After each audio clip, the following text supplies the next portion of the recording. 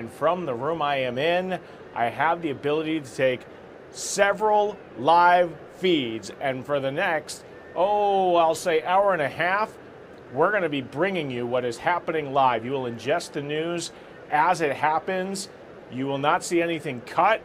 And right now, you are seeing history be made as an American, Cardinal Robert Francis Prevost, has been picked by the College of Cardinals to be the next Pope, the 267th Pope elected, as we have seen jubilant scenes there in St. Peter's Square.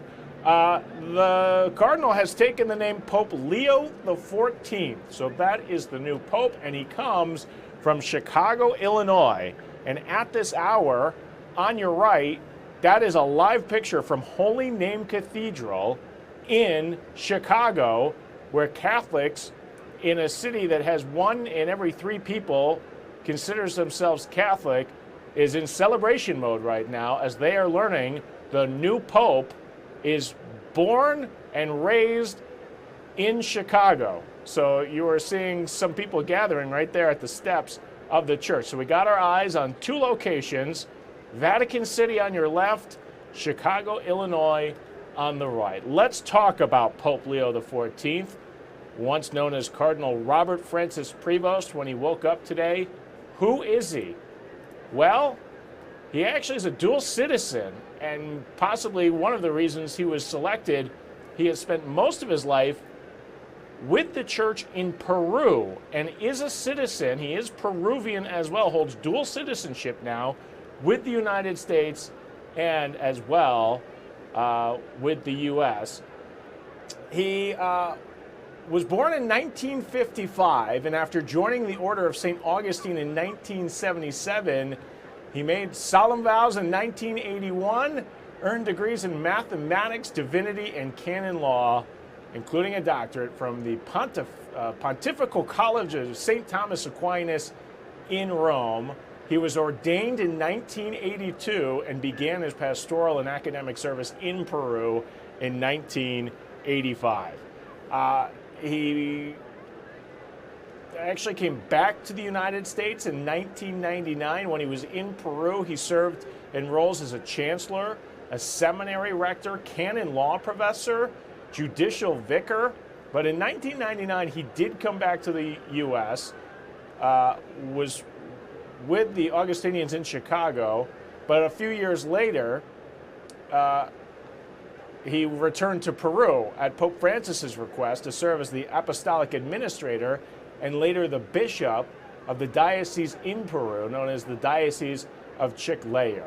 In January 2023, Pope Francis appointed Prevost the prefect of the dicastery for bishops. That is a powerful job in the Catholic Church, and he went to Rome for that. It's a powerful Vatican position responsible for episcopal appointments worldwide. So basically, he was the man who picked the bishops all around the world, a very high-profile position in the Catholic Church. He was actually made a cardinal in September of 2023. Of the 133 cardinals in Rome that selected this new pope, 80% of them were selected by Pope Francis. So the question was, these guys don't know each other that well. How long will this process take? Well, we saw the white smoke about 6 p.m. Local time, about 11 a.m. here in Milwaukee, and then about an hour later, we saw this new pope emerge to what was really incredible moments there in the Vatican as we saw people celebrate. We saw people waving their flags. And to the surprise of many, for the first time ever, an American cardinal has been elected as the new pope. Many people thought there would never be a day where an American would be selected as the pope. So we continue to watch these scenes here unfold. Really incredible. We saw the Cardinal Robert Francis Prevost, the new pope, bilingual. He spoke fluently in Italian as he spoke to the crowd there in St. Peter's Square and gave a speech, and then he switched it to Spanish and spoke fluently, obviously, in Spanish, as he spent, again, decades and decades in Peru serving communities down there. And obviously he speaks English. Unclear how many languages he speaks, but we'll have to find out as we're going to learn a whole lot about him in the next coming hours and days here. Just coming into the Wisconsin Live Desk, we're hearing President Trump is congratulating Pope Leo XIV. Posted on Truth Social saying, "Congratulations to Cardinal Robert Francis Prevost, who was just named Pope. It is such an honor to realize that he is the first American Pope. What excitement and what a great honor for our country. I look forward to meeting Pope Leo XIV. It will be a very meaningful moment." Again, a man who was born in Chicago, served in Chicago, and we're getting reaction there. Father William Ligo, the pastor of St. Turbius Church in Chicago, says he knew the Pope when they were young seminaries at seminary school in Michigan. And he said, "I think my classmate just got it." That's coming from Julie Bosman of the New York Times with that reporting. So we have a new Pope as he walked out onto right there in St. Peter's Square on the balcony, waving to the crowd. There were at times you could see he was getting emotional. As the crowd was jubilant, they were excited, they were waving flags, they were dancing, and people from all around the world gathering in Italy today to see this moment unfold.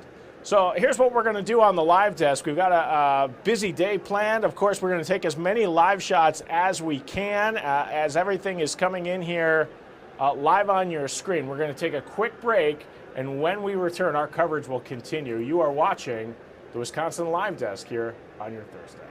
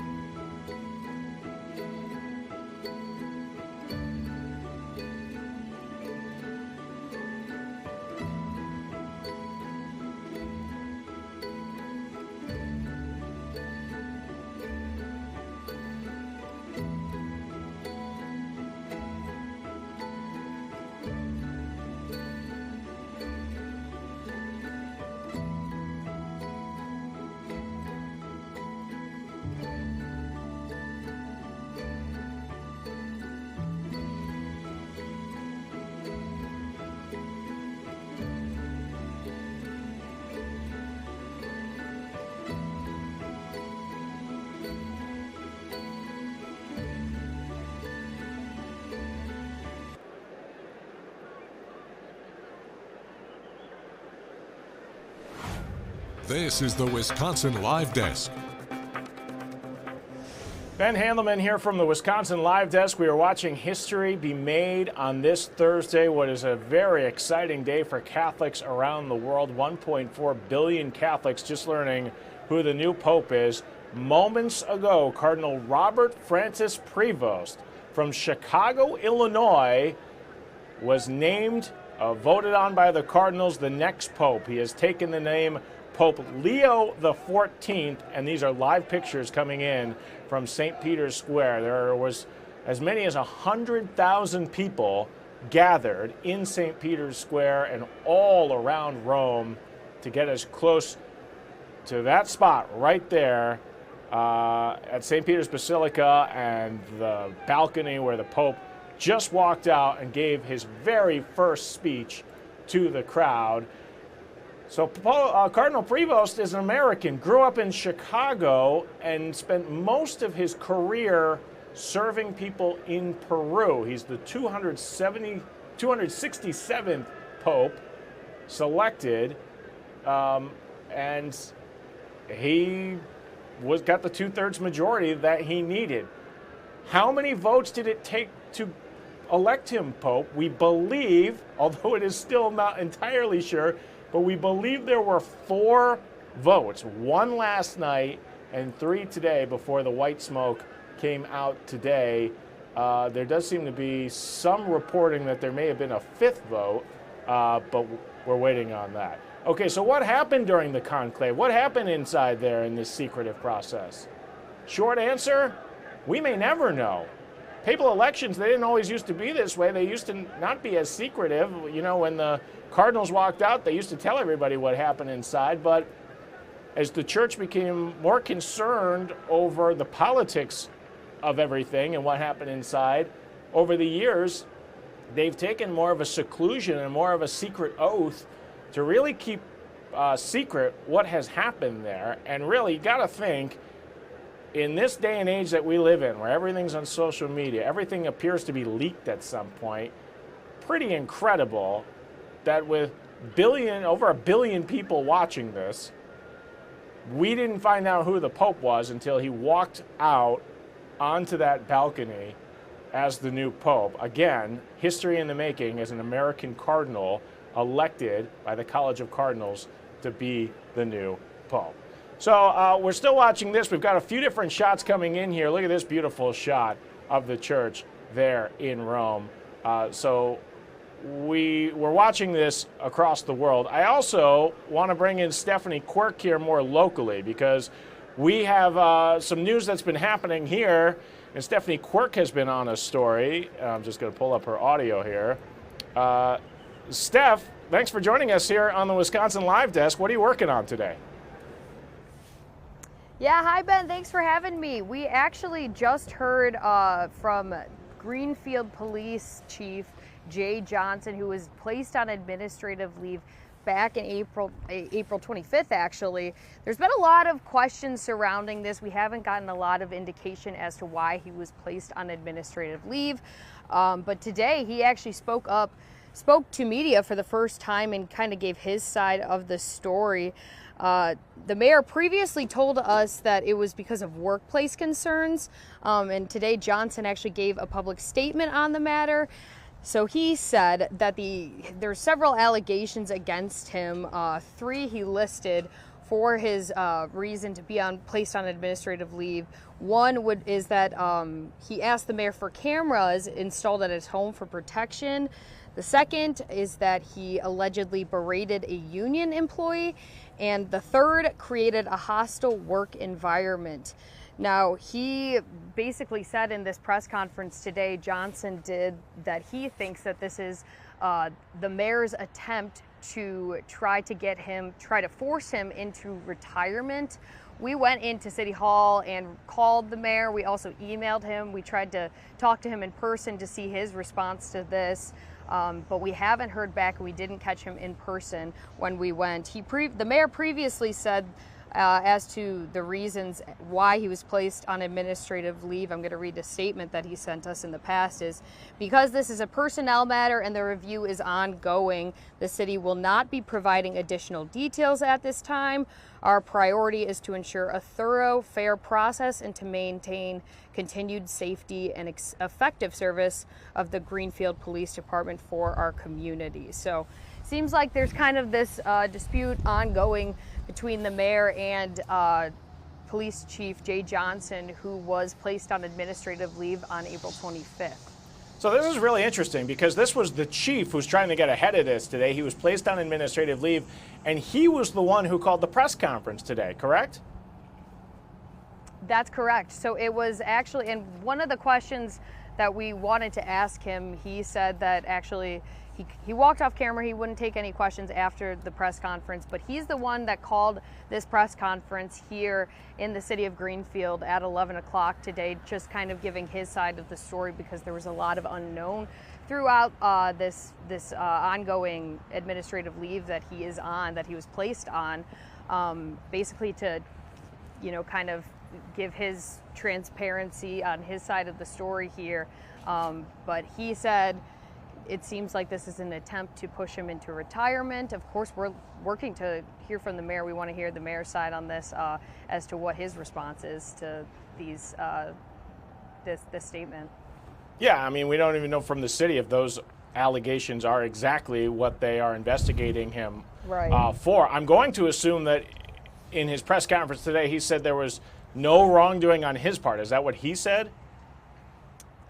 That's correct. He said that he's been with the department for more than 30 years, not as police chief, but just as an officer, and that he, in his time with the department, he never had any misconduct filed against him or any issues brought against him from the mayor or the city about his work performance. The only thing was just the fact that the only discussions they had was as to his retirement.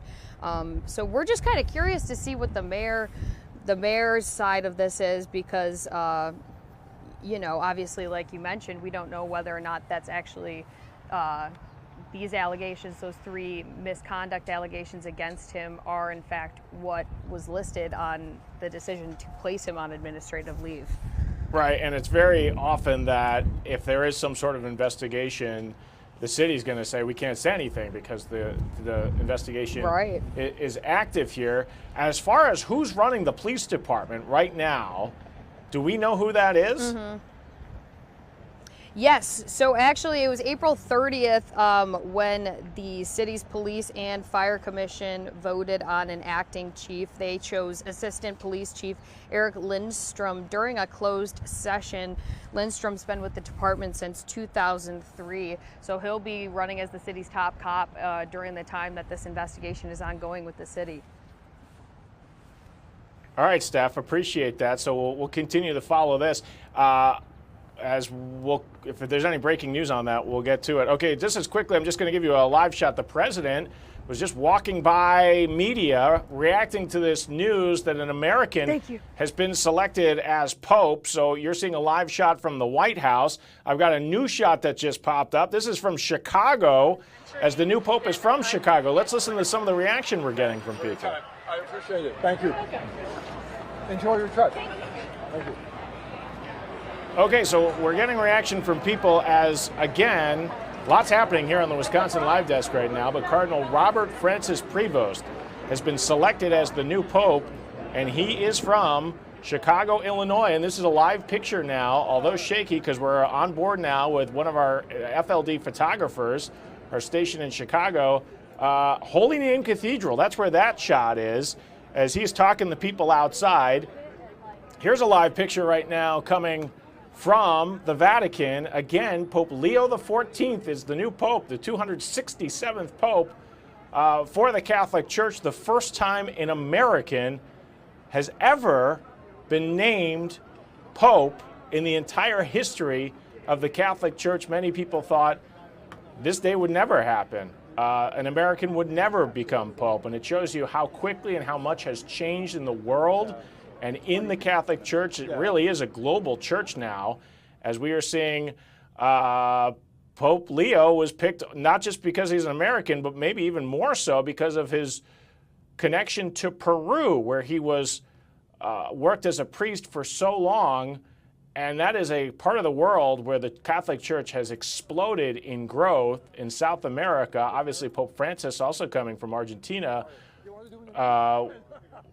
Just incredible that we're seeing a lot of people once again had their money that maybe they would go back to an Italian being the Pope. We haven't had an Italian Pope in over 50 years. Well, it's going to be a lot longer now as, again, Robert Francis Prevost has been named the newest Pope here in the U.S. So stay with us here on the live desk. When we come back, we're following lots of scenes. We're getting reaction. This is a live picture from the White House. And some people are taking pictures there. Not uncommon there. We'll keep watching our friends in FLD. We're pointed towards the ground right now, but they've been talking to people throughout the day now as this news is really unfolding down in the Windy City that one of their own is now the Pope. And, of course, we're watching what is happening at Vatican City as Leo XIV, the first American Pope. Unbelievable history happening before our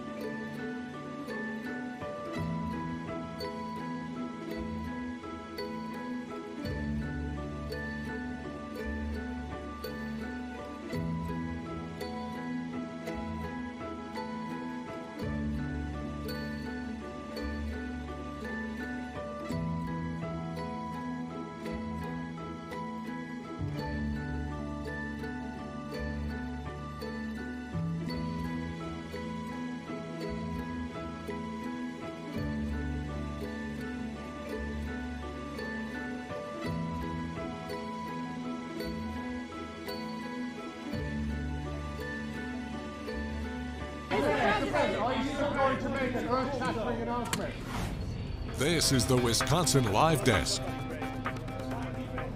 Ben Haleman from the Wisconsin Live Desk. Going to get you right out to the White House because the president is speaking. He's come back out. Let's listen in. He's a wonderful guy. He's going to have a great future. Maybe with us.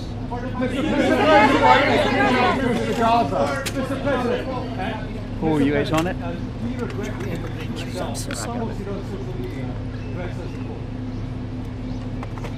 What's next? Mr. President,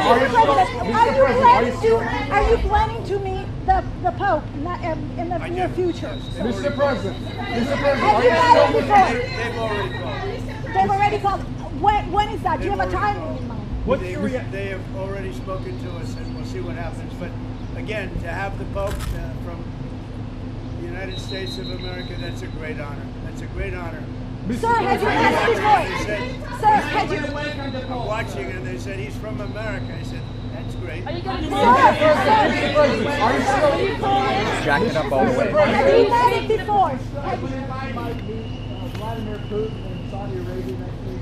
I don't think so, but we're having very good conversations. Very, very good. The violence in India and Pakistan, Mr. President, is that going to derail your country? Any thought of whether or not there's temptations to El Salvador and or that they could be foreign I haven't heard about it. I haven't heard of that. But you definitely did. I mean, I haven't heard of it. Actually, I hope not. Thank you. Mr. President, the violence in India and Pakistan, is that going to derail your trade deal? That was President Trump speaking from the White House there. I believe this is actually... Apologies. Audio's a little loud there. Okay, Ben Haleman from the Wisconsin Live Desk. That was President Trump speaking. I believe that was what we call a playback here in the news business just a short time ago. And the network, used to call it a tape turn because someone would actually run with a tape and then they'd play it again. But that just happened a short time ago. The president was, all the media's there, so you're seeing questions about several different things being asked. But the big headlines coming out, he says it's a great honor that the new Pope is an American. This is a live picture now at the White House. I wanted to bring you, this is our live picture that is actually coming from Patrick's Cathedral in New York City, where we're getting some reaction now from parishioners, Catholics in New York City. A lot of people wondered, is Timothy Dolan, would he be a candidate to maybe be the first American Pope? No, it actually turns out to be Cardinal Robert Francis Prevost. Cardinal Prevost from Chicago. Unbelievable that this is happening here. Here, let's listen as we're getting reaction from some Catholics. Saskia Rojas And where from Puerto Rico, but I live in Connecticut. I work here in New York. And can you spell that for us? Oh, Saskia. And it's Rojas, Rojas, Rojas. Thank you. So what are your feelings on the election of the new Pope? Very excited, and he seems kind. He had a great message for unity, to build bridges. That's a very important thing nowadays with the climate that we live in right now. And what are your thoughts? I mean, this is the first time in the Church's history we have a Pope from the United States. What are your thoughts about that? Very exciting, and it's actually one of hope for the community here in the United States. And I look forward to see what works he does. Do you think he's going to govern the church as Francis did, or do you think he's going to take a more conservative track? Actually, I'm not quite sure. This was quite a surprise. Everybody was looking at the other archbishops. Oh, I don't know how to say that, but I hope that it just about that he looks forward to bring that message of unity. That's all that matters. Push it forward. And right now there's a lot of division in the world. So do you think he will be able to give a message? Let's hope, and that God leads his movement and his speech, and to build the community as a stronger one. And my last question: how do you think the world is going to react with currently all the divisions that have pulled from the United States? Hopefully positive. Hopefully looking, for peace and for communication, for unity. Open arms to everybody. Hopefully positive. But we will see. Thank you for your time. I appreciate it. Thank you. Thank you. Your job as a supervisor is to seek out and make sure How much that slack do you need? there are no biases in the wall. Give me a little bit here. Give me like this much here. Are and you the rest good? you can hold. All right. Ben Handelman here on the Wisconsin Live Desk. This is a live picture from New York City from one of our affiliates who's out there getting reaction to the news that there is now an American Pope for the first time in history. St. Patrick's Cathedral. Timothy Dolan is the cardinal who leads this church, the former Archbishop of Milwaukee.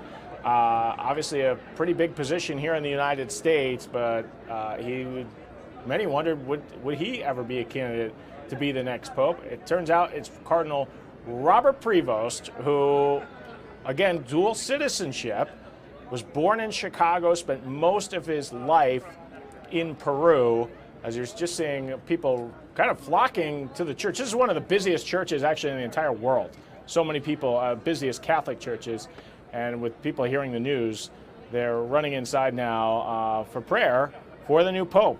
Live picture also coming in as the crowd's starting to thin out there at the Vatican, as now the hard work begins for this new Pope. What direction will the church go? And, there's so many, it's a global church with global issues, and many people are wondering what will happen next. I also want to show you what we're following right now out of Massachusetts. This has been making news all week long, and this is the Karen Reed trial on your screen right here.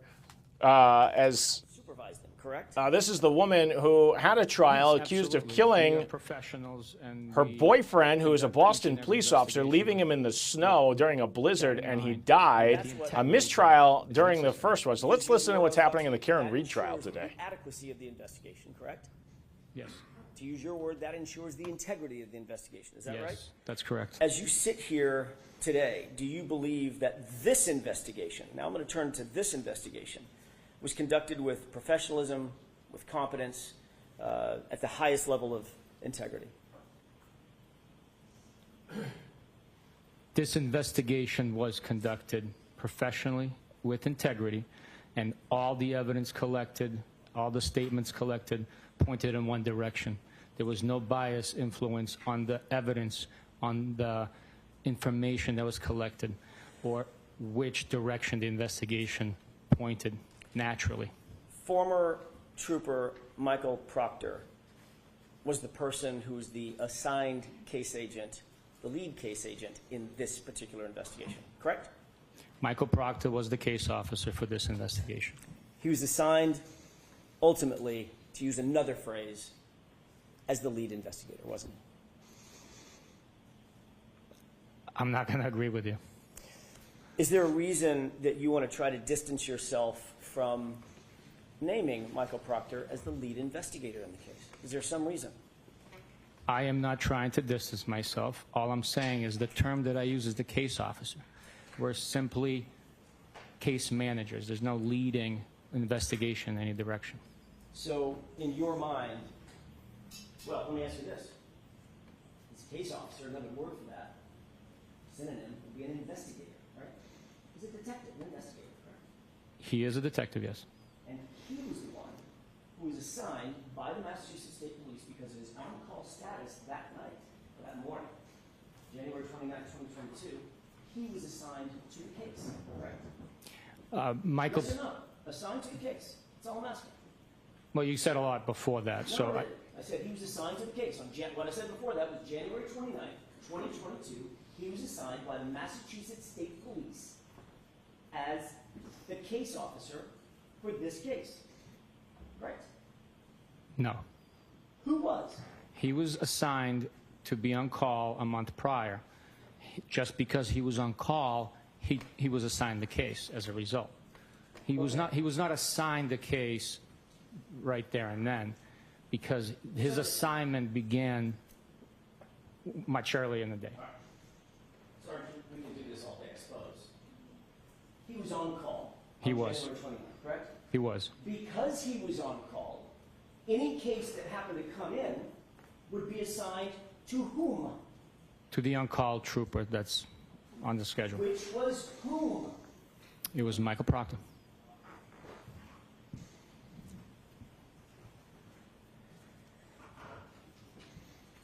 Let me just ask you this. Do you believe that Michael Proctor, his involvement in this case, taints the investigation? Tainted the investigation? No. Not at all. The investigation was done with honor, integrity, and all the evidence pointed in one direction only. Honor and integrity by Michael Proctor?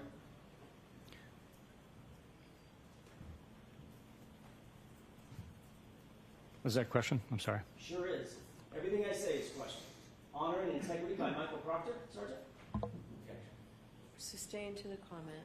Go ahead and ask it again, Mr. I'll ask it again. You said honor and integrity. Honor and integrity by Michael Proctor? Objection.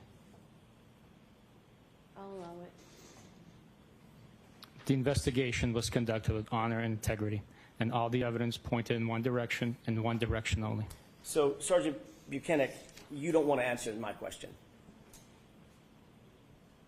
correct? I will answer your question, absolutely. Do you think this case was handled with honor and integrity by Michael Proctor, Sergeant? The investigation was handled with integrity by Michael Proctor. You do know that he touched or had input in nearly every part of this case, obviously, as the case officer, correct? He managed the case. So he had some input or had some connection to nearly every part of the case, be it the physical evidence, the search warrants, the interviews, things of that nature. He was one of the involved with collecting evidence, conducting interviews, and signing affidavits for the search warrants. He didn't take a minor role in this case. He had a major role in this case. Would you at least agree with that? He had a role that was more significant than others. A major role would, to me, suggest that he had 51% or more. And with a team of the size that we had working on this case, he did not have a major role.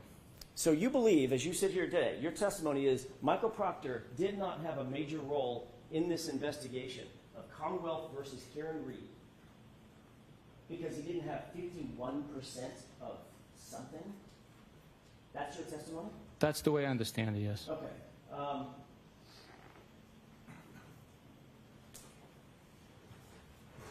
You're aware of the search warrants that were drafted affidavits that were attendant to those search warrants in this case, correct? Am I aware of affidavits drafted?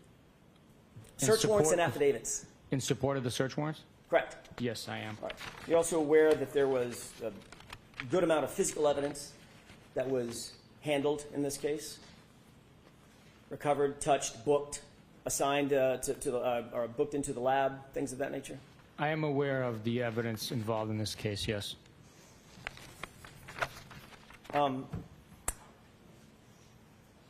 May I approach the witness, Your Honor? Yes.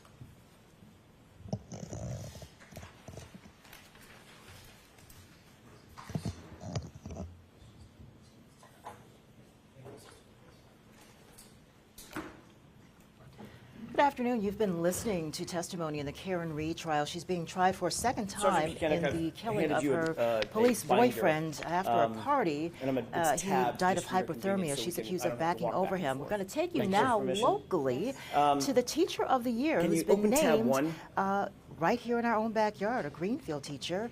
And let's listen in. I'm not going to ask you to read the entire search warrant, but is that a search warrant that ends in 07?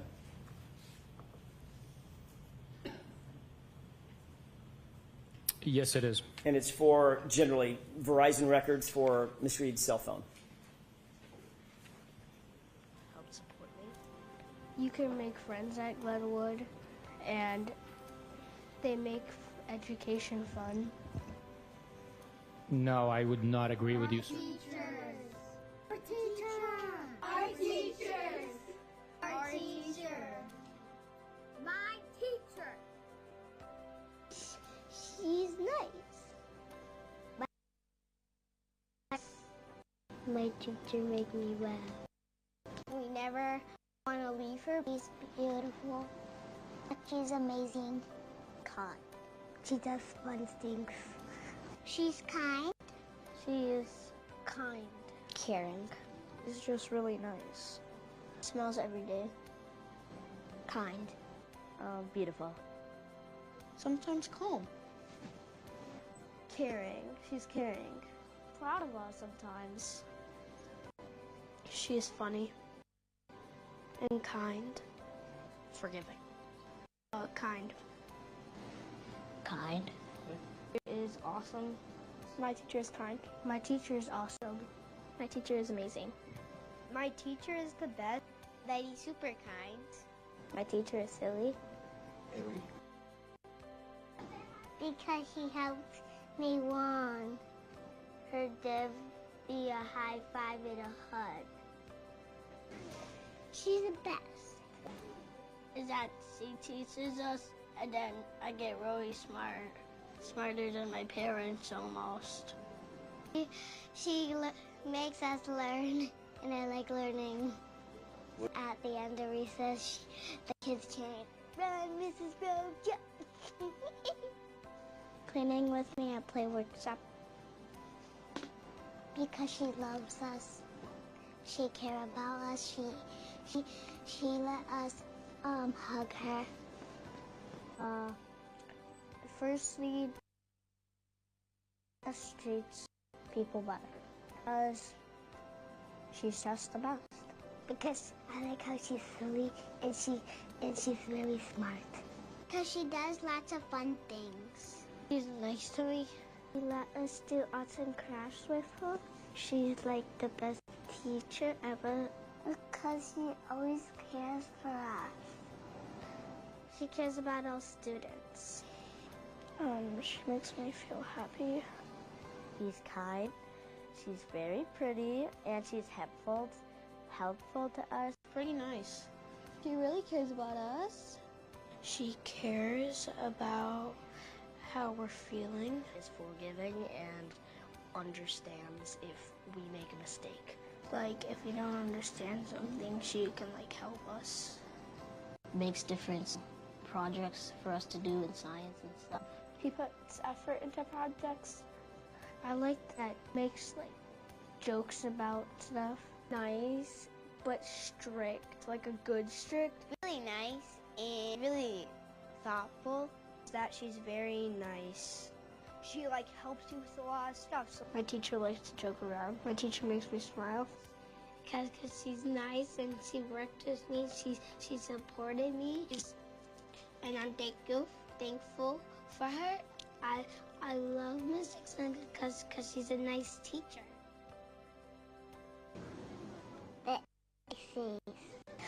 Play workshop. I'll play because bring the alphabets. Letter sounds. Math. How to add and subtract. Treat other people how you want to be treated. I and E make the E sound, like in Barbie. Tricky words. Like feelings. She talks about feelings a lot, and like multiplication and division. How to divide and how to times. Fractions and math. Me become like a better math learner, and I've learned a lot of important things. Just maybe believe in yourself. I learned about friendship and not breaking up as a friend. To never give up. To never give up. Learn from my mistakes. Be a leader, don't be a follower. Speak more, cause like she always says you gotta speak up, cause like I'm not like that loud. Don't like be in light, they also come out in like a water flood. It's math, like math, more math. Just to be kind and like just trying my best. One important thing I've learned from Miss Dixon is that it's about like geometry. She's helping me with shapes, like the size and fractions, a lot of stuff, cool stuff. Empathy for other people, like you want to be treated too.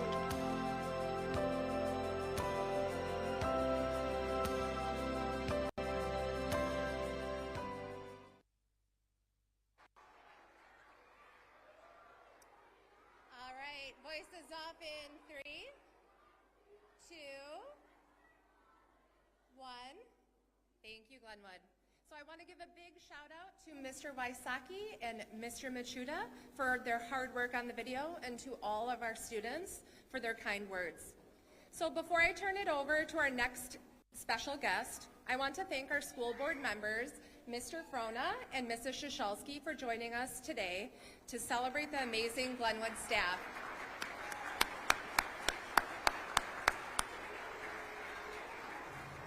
Next up, I want to introduce... We're taking you to the Teacher of the Year ceremony happening right now in Greenfield.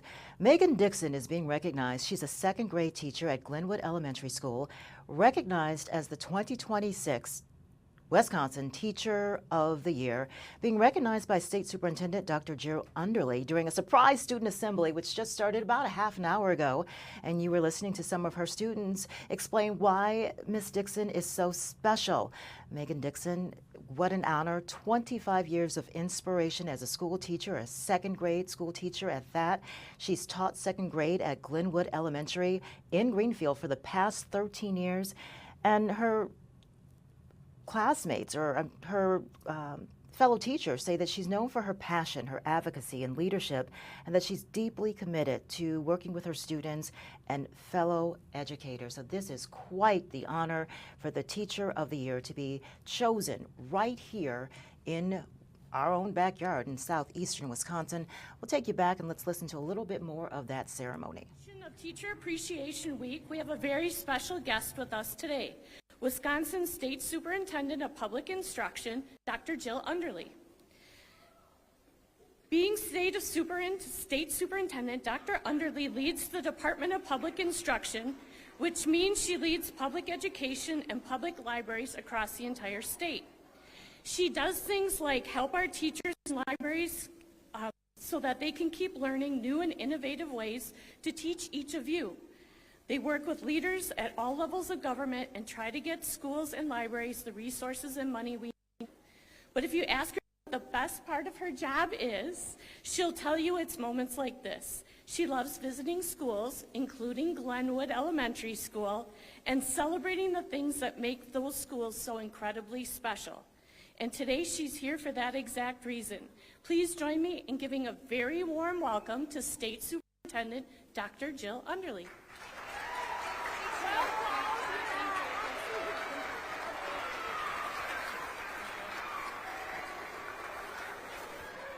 Wow, thank you so much for that introduction. My goodness, it's true. Visiting schools and meeting students and teachers and families is the best part of my job. I just love seeing all your faces. You guys having a great day? That band sound, yeah. Oh my goodness, and the band, your band sounded so fun, didn't they? Were you singing along? Yeah. Well, today I and you get to be part of something truly special. You ready? All right. So each year I have the honor of recognizing just 5 outstanding educators as Wisconsin Teachers of the Year. So you think about how many teachers there are in the state of Wisconsin. I get to pick 5. And these are teachers who go above and beyond, not just in their classrooms, but in their communities, in their leadership, and in the lives of their students. And today, I'm thrilled to let you in on a little surprise. Because one of those incredible educators is right here with us.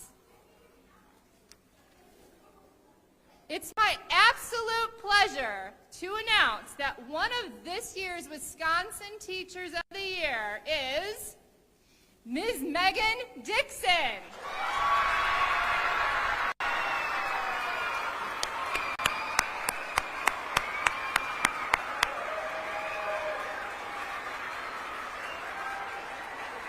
Come on up, Mrs. Dixon, congratulations.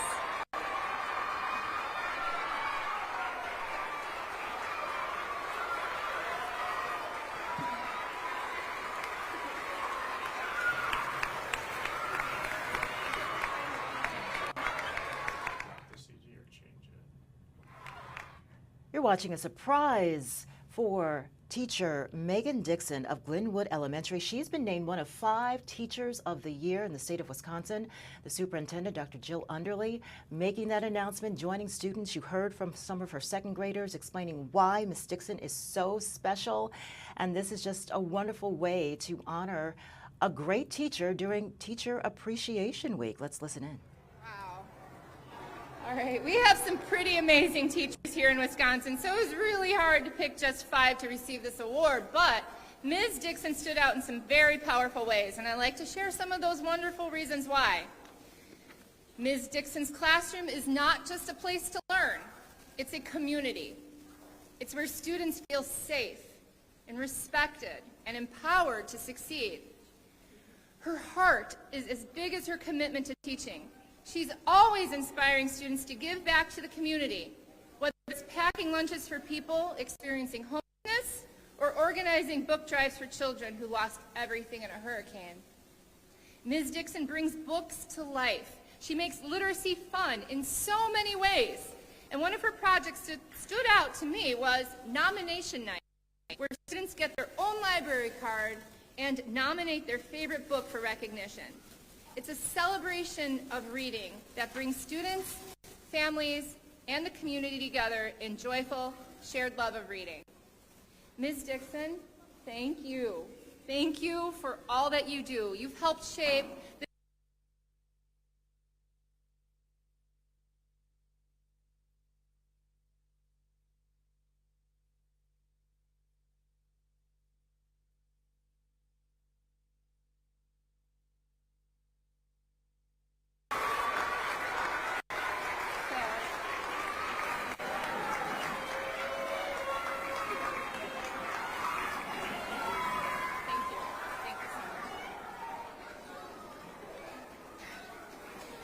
Teacher of the Year is given out for exceptional teaching abilities and dedication.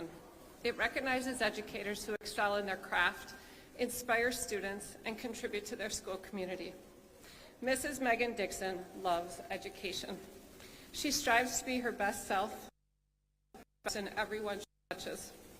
We just heard all the wonderful things about why Mrs. Dixon is an extraordinary teacher. And I want to share with you a few thoughts on what makes Mrs. Dixon, Mrs. Dixon.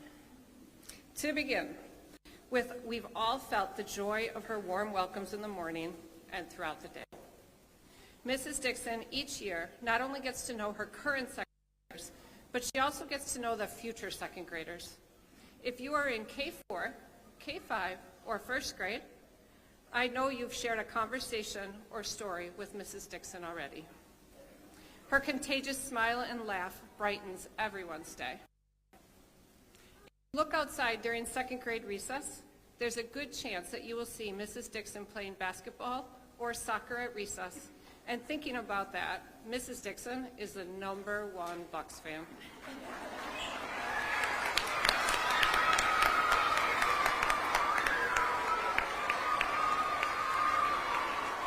Three, two, one. Another great thing about Mrs. Dixon is that every student in this school is her first priority. As the grown-ups at Glenwood, we've all had our conversations completely dropped when Mrs. Dixon knows a student needs her. Mrs. Dixon doesn't say goodbye to her students as they leave second grade. She continues to support both their current and former students in their outside lives. Many of us have also experienced Mrs. Dixon searching, locating, and readjusting her glasses in order to lock into a conversation. Mrs. Dixon gives back and cares for. She is also the best mother of all time to Jackson and Jillian, raising them to be the next generation of all the good that encompasses Mrs. Dixon. There's a lot more that could be said, but we will be here until tomorrow. So I want to end with a big thank you to Megan's dad, Pop Dixon, and her mom, Helen, for raising and supporting a compassionate person who loves public education. And to Richie, Mrs. Dixon's husband, for being an equally amazing human. Megan, you make the world a better place to be, and we are so lucky to have you at Glenwood.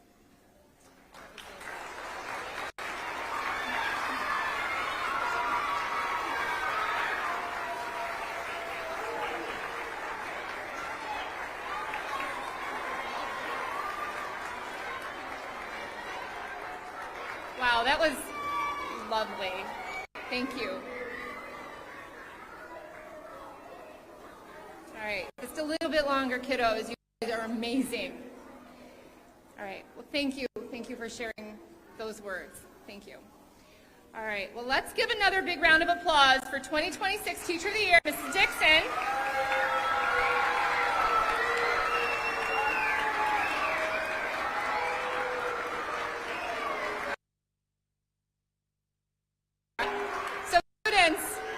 Look around. You are surrounded by educators who care deeply about you, who show up every day to help you grow, and who believe in your potential. So before the day is over, please take a moment to thank a teacher who's made a difference in your life. And let's hear it one more time for all the amazing educators here in Greenfield and across Wisconsin. Thank you.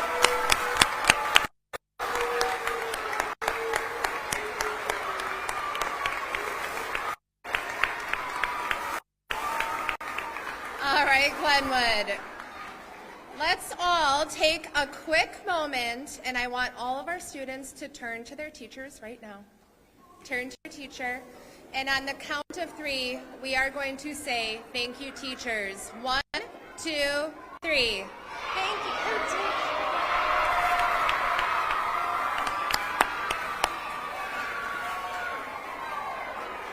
All right, Glenwood. We are going to be heading back to class to enjoy the rest of our day in a moment.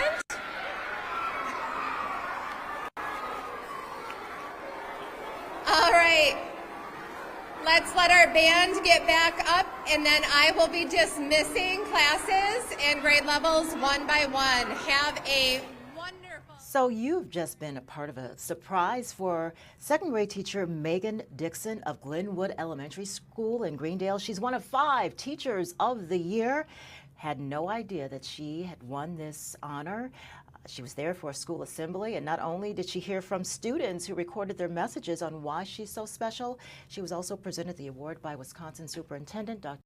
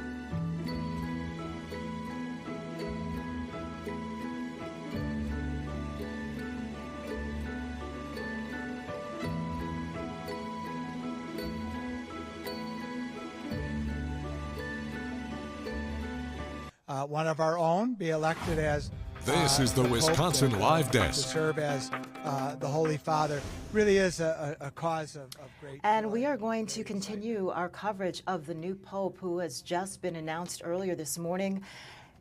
The first American Pope in the entire history of the Catholic Church. Reaction is pouring in from all over the country. Right now we're going to go to Chicago, where a news conference is being held, and we're going to share some of their sentiments on this historic day.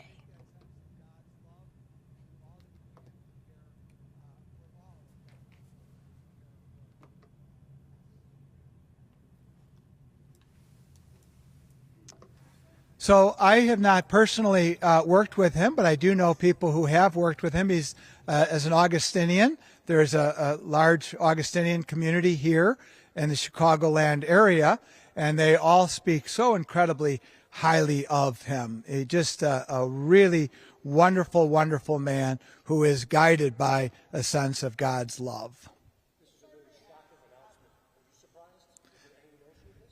So we have no inside information whatsoever. You've heard this quoted time and time again. The cardinal who walks into the conclave as a pope walks out a cardinal. So there's all kind of speculation. He certainly, as a cardinal, was eligible to be elected, but it's a surprise in the sense that nobody really knows how the Holy Spirit is going to move among the cardinals in the conclave. They don't walk in with a set plan or a set agenda. They go in with a spirit of prayer, seeking the guidance of the Holy Spirit, and therefore it's a surprise in that sense.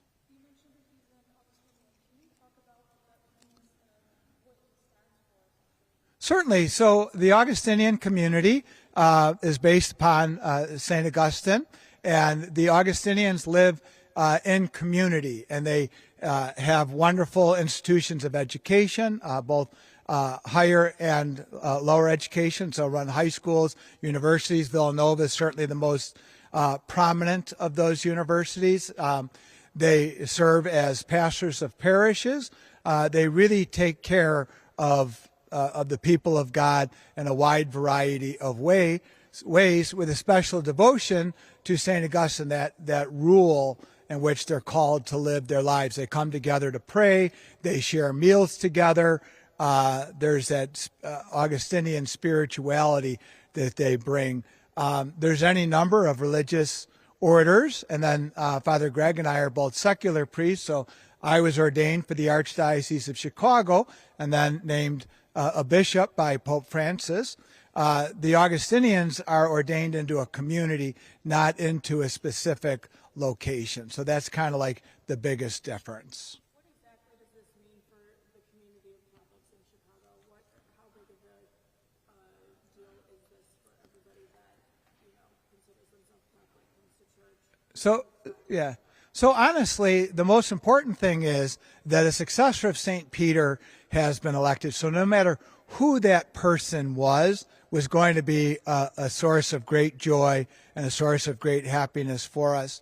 One of the things that we believe strongly is that we are children of God first and foremost. And so while there's a sense that we're proud he's from Chicago, we're proud that this is the first Pope from the United States of America. Of course, that's a sense of pride. But Pope Leo XIV is first and foremost a child of God, and that means he is here to serve all of God's people. We also know that Pope Leo XIV served for many years in Peru, and so he has a real hands-on knowledge of what it means to serve the poor and to help those who are in need. So while there's a sense of pride, it really is secondary to the fact that a successor of St. Peter has been elected and is now going to serve as our spiritual leader, as the vicar for Christ here on earth.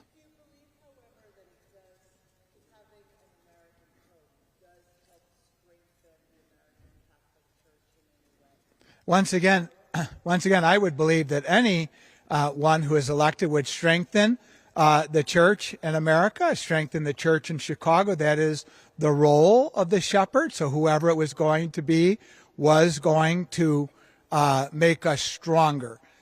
Given that, I would say that he brings a wide variety of perspectives. He brings what it means to have been born in Chicago, what it means to have been educated here in the United States, what it means to serve in Peru. As the head of Congregation of Bishops, he was very, very familiar with the worldwide church. And so he brings in many, many areas of expertise and many, many experiences. And of course, being born and raised in Chicago is one of those experiences that he brings. And so obviously that's a special connection.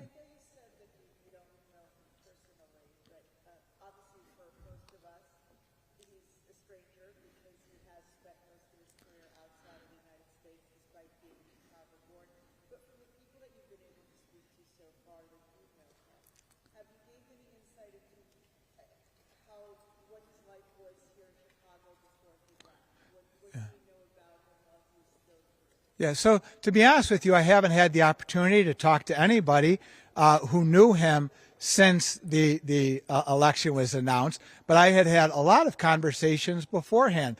I have been hearing wonderful stories about Cardinal Prevost long before there was any consideration that he might have been elected as the Pope. So I certainly know of him through a lot of stories, and all of those stories are that he is a kind, caring, faithful, spiritual man who has done everything in his power to serve the Lord and to serve God's people. So I haven't talked to any of my friends who are Augustinians yet. I am looking forward to those conversations. But again, everything I've heard about him prior to this has always been just extraordinarily kind and nice things about him and great leadership abilities. Bishop, when did you guys at the Archdiocese learn of the news today, and have you spoken with Cardinal Supich? So I have not spoken to Cardinal Supich yet. When the cardinals go into conclave, there is a complete media blackout, so they are not able to receive any communication whatsoever. I was at our pastoral center, kind of like our headquarters, and we were all watching it together on big screen television. So all the different departments, everybody came down together as a sense of of great excitement and building up, and there's just been so much talk about this, a sense of great energy. And then when we were slowly figuring out that we knew him, there's always a time delay with the media reports, like, depending upon your internet speed and that. So it actually had kind of broken first by someone's phone before we had all watched it together. And so it was just kind of like this building momentum. Did the Cardinal communicate before he left? Is he allowed to? What is most important for him in the new Pope? So the Cardinal has spent a great deal of time communicating with us in direct regards to the needs of the archdiocese. And so he is very, very much in tune to what is happening here. I know that he worked very closely with Pope Francis. He did not specifically say that these are the things that he was looking for.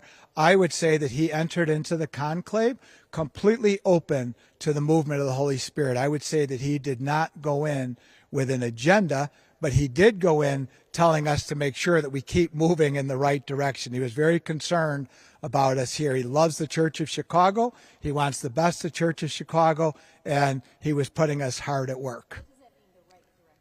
When I say the right direction, we're moving in a direction. So he has a mission, he's got a plan, he has a vision, which all leaders do. And he wanted to make sure that just because he was going to be in Rome, that we were not going to continue the good works that we're already doing. So when you say what the mission is, it's all things that we've been working on, building up a sense of parish vitality, working on towards making sure that everybody can have an opportunity to have a personal relationship with the Lord. That is Cardinal Cupich's number one priority, that we help people enter into a relationship with Jesus Christ.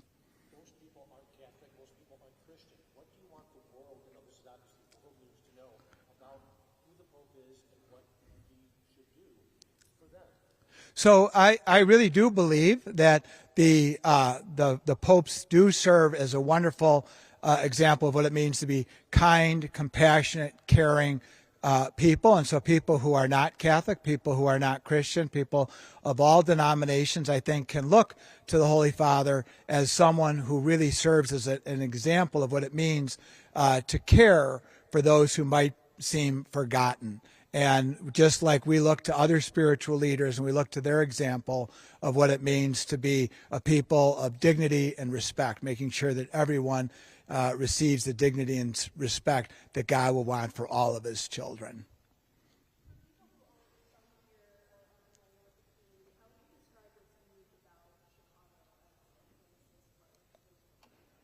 So I am a lifelong Catholic. We will be celebrating Mother's Day this weekend. I recognize that my faith came first and foremost from my parents, from my mom and my dad and my family.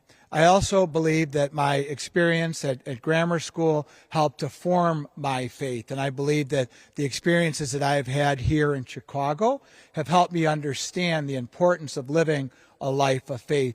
And I would suspect that whether you're from Chicago or not, that's the experience that Pope Leo XIV will be bringing with him, a real sense of faith being a priority, faith being at the center of the way we live our lives. And I think that that's something he understands extraordinarily well.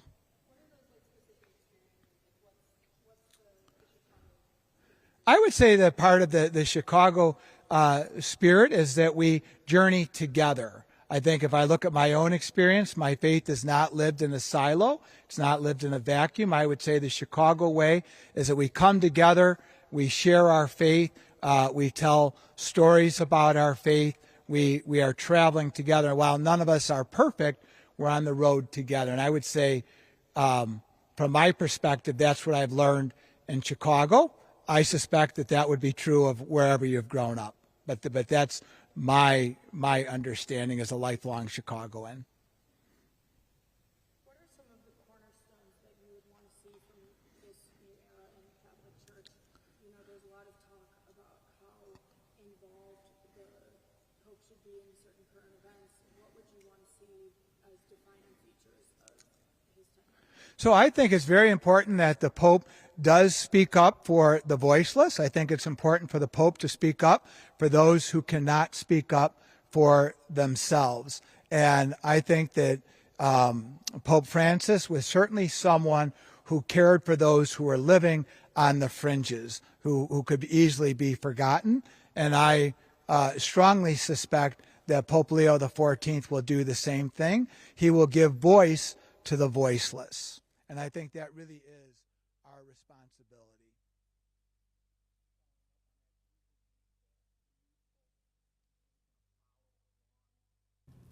You've been listening to the Archdiocese of Chicago speak on the election of the first American Pope, Pope Leo XIV. Habemus Papam was the announcement that was made in Latin when that selection was made to the crowd.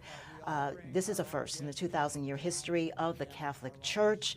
And this is a big moment for Catholics all around the world, but especially in the United States. President Trump congratulating the new Pope, saying, what excitement and a great honor for our country.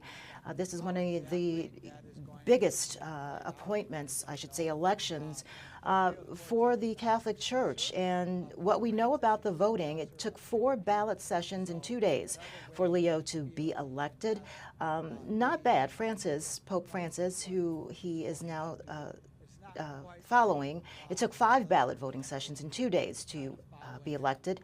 And Pope John the 23rd, back in 1958, it took 11 balloting sessions, 4 days for him to be elected. So this was fairly a quick process for Pope Leo XIV. We're waiting for more reaction to come in, actually, from Milwaukee Catholics on the election of the new Pope and the fact that he is American Pope.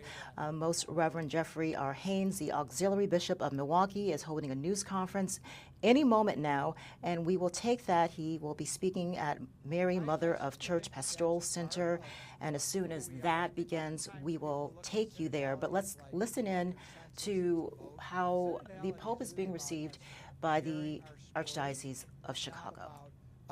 Counting numbers, so we're going to go in direction A as opposed to B. Cidality is about everyone recognizing the presence of the Holy Spirit in their life and how they feel God is leading them. It's not about building factions or camps or get one way over another. That's really not what Cidality is about, and so it is confusing.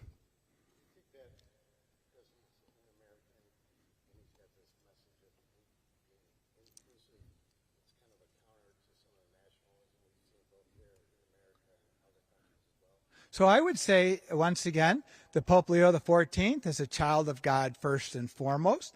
I would say that he is going to live that out in very predictable ways, standing up. In terms of nationalism, obviously, the Pope is the spiritual leader of 1.2 billion people. He's going to be speaking for them, and the people of God are not confined to national boundaries. He is not an American at this point. He's a child of God. We are going and that's to the way that he's move going from to Chicago lead now and take you to Minnesota, where also the news of the new Pope is being well received. Let's listen in to reaction from Minnesota. Give you a context for what we heard in Pope Francis's teaching. So I think that I would just like to say Pope that Leo coming no out one, of that same lives in context that silo would of have had vacuum many and of those talked about same everyone experiences. who's been formed. We found it interesting that Pope Leo spoke in Spanish. You know, he said, "I apologize. I want to take a moment to say a few words in Spanish." He said no words in English, and I wasn't sure if he has a Chicago accent or not. So we'll wait to hear from that. And I haven't heard definitively whether he's a Cubs fan or a White Sox fan. Cubs, yes.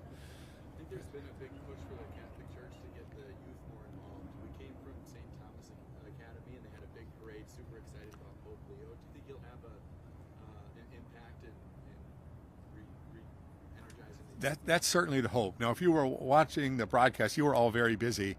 You would have seen that the square was filled with young people. And so there is something about the church that excites that excites the young heart that's searching. I am confident that Pope Leo will be able to speak into that. I got a little video from the school children at St. Agnes who had a big cake and celebrating after the election. I saw that our young people on the campus of the University of St. Thomas had their own white smoke and including a white dove that appeared out of nowhere. So they found that very significant. But I'm hoping that Pope Leo will be able to energize our young people. And I've just seen that, just the way in which the Lord has used them, you know. And from Minnesota, we bring you back home to Milwaukee, where that news conference has just started, where the Most Reverend Jeffrey R. Haynes, the Auxiliary Bishop of Milwaukee, is speaking about the new Pope. Augustinians all over the place, and he was the prior for one time for the order. So I'm sure if there's Augustinians around there, and I think there are, he's been here at one time or another. Do you think we don't know. He might like custard, you know. We haven't heard he likes the cup, though. But that's hard, yeah. Do you anticipate that the United States will get more visits from the Pope, given that he is from the Middle East? I know there's some hope for that now. That I was in some of the broadcasts that I was listening to, because Francis didn't come that many, but I think because of that, there is a hope that he will, and that therefore that will help promote the message that he has. And so whenever a Pope comes to a place, it's huge, as you know, and it does cause people to really focus on the mission that the Holy Father has. So I think there's some real hope that coming back to the United States would be a real boost for our church. A lot of people have spoken about the division in the United States and expecting, again, this process to be a lot longer. Do you hope that there are any messages that he carries forward that haven't really been highlighted by the previous Pope that perhaps he will elevate in his term? Well, that's hard to say, you know, but he has been known in the work he has done as a bishop in Peru and then in his own order, and actually working in the Vatican, as known as a guy, actually kind of a quiet guy, who slowly brings people together and who listens well. And that always leads, I think, to greater unity, is when you're a listener. It shows you care, you know. Do you know, has the Pope ever visited Wisconsin? Do you know that? Well, I don't think as Pope. Now, John Paul II came to La Crosse when he was a cardinal in Poland. They were having some sort of celebration of Polish culture up there. And so that's, I think, the closest that we've gotten. Are you hopeful now that he's right across the border? I don't know. I do know this. When there was some talk in our diocese once after one of the papal visits, and they were talking, I think it might have been to Archbishop Listecki, saying, well, you know, what about us? You know, and he says, do you know how much it costs to have a papal visit? You have to pick up, the diocese has to pick up the tab for an awful lot of the costs in terms of security and the planning and logistics. And we're just not as big as, you know, some of the stops they've made, you know. So I wouldn't count on it. Thank you. Yeah, thank you all. Thanks. Thanks so much.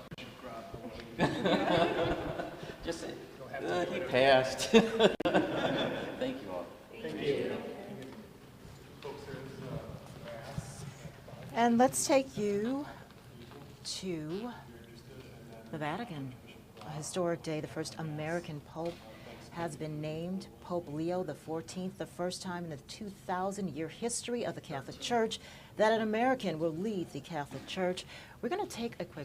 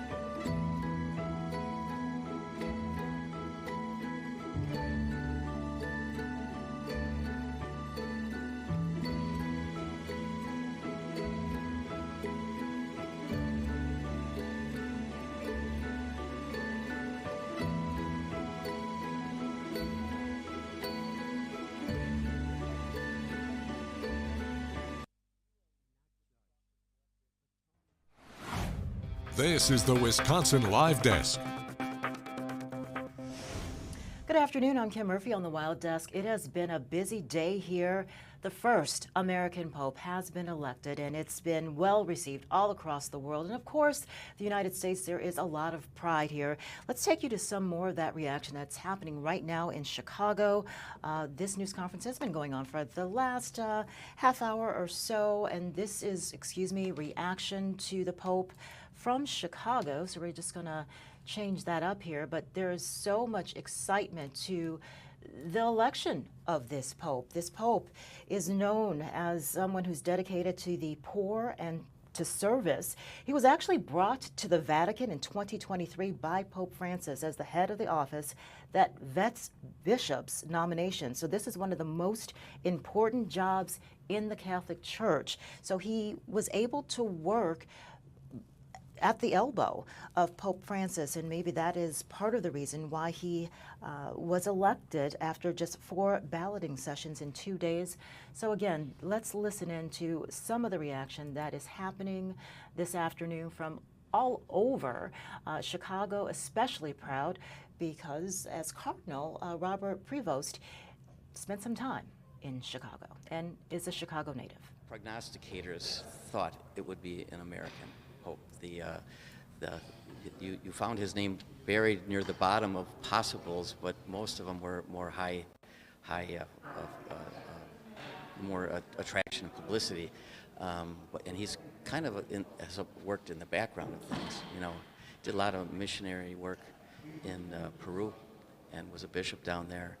And then eventually the Holy Father Francis tapped him, and he gave him a very important job, which is to run the dicastery on the selection of bishops.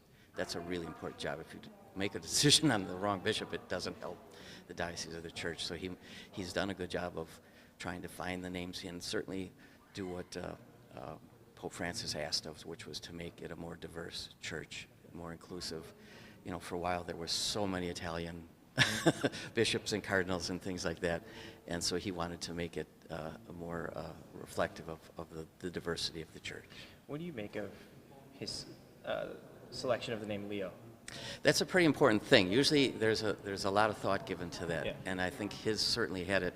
I think the connection is probably with Leo XIII, the most recent one, and Leo XIII is the Pope most well known for promoting Catholic social teaching. He was the author of Rerum Novarum, which was an encyclical in 1891 on the condition of workers and their role, and that started that whole tradition of social justice. I shouldn't say it started it, it just took a new phase.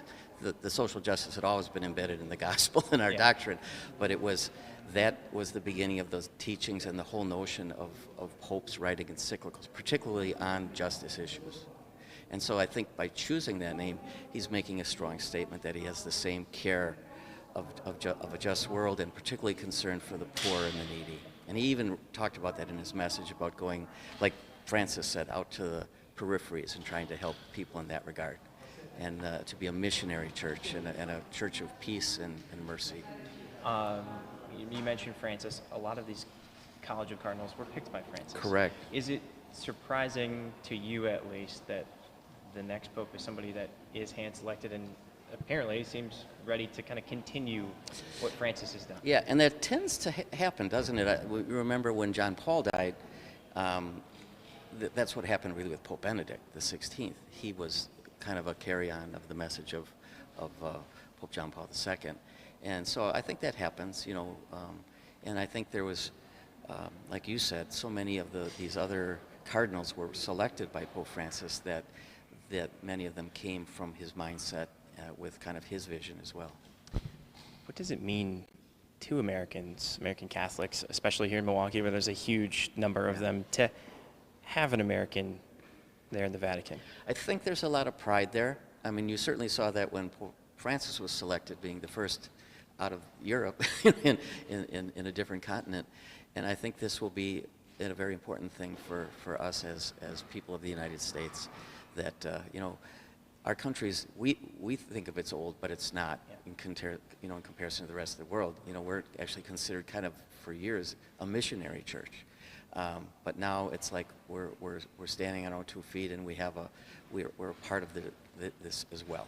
And so I think it's going to be a great thing for us.